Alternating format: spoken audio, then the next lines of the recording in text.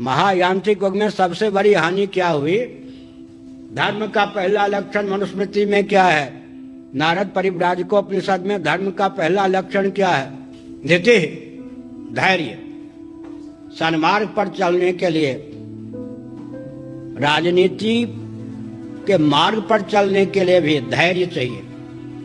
और महायांत्रिक युग का सबसे पहला लक्षण है धैर्य का विलोप। हम हो या आप, पांव के पास ही स्नान घर चाहिए, सर के पास ही सुराही चाहिए, ठीक है, बहुत ऊंची बात है, लेकिन हो क्या रहा है?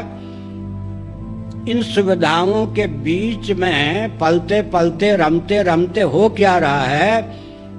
सन्मार्ग पर चलने के लिए, स्वच्छ राजनीति के मार्ग पर चलने के लिए, स्वच्छ धर्मार्जन, धन के अर्जन करने के मार्ग पर चलने के लिए, न्याय पूर्वक धन कमाने के लिए या स्वस्थ क्रांति के लिए जिस प्रकार का धैर्य अपेक्षित है, उतना उन्नत धैर्य किसी के जीवन में रह सकता है? इसका मतलब मानव जीवन की अपूर्वता पर ही महायांत्रिक युग ने पानी फेर दिया।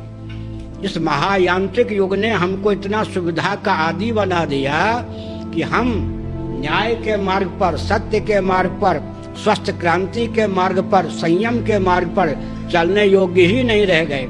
और बहुत ऊंची बात है, पंचदशीकार विद्यानंद स्वामी जी ने बताया, कैवल्य मोक्ष के लिए धैर्य की पराकाष्ठा चाहिए।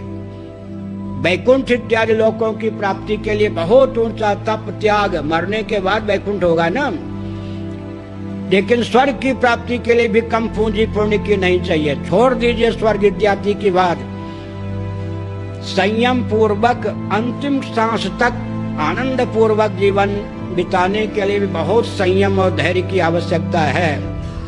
लेकिन महायांत्रिक युग में व्यक्ति के जीवन में धैर्य इतना शिथिल हो जाता है कि किसी भी न्याय के मार्ग पर, सन्मार्ग पर चलने के लिए धैर्य रह ही नहीं जाता।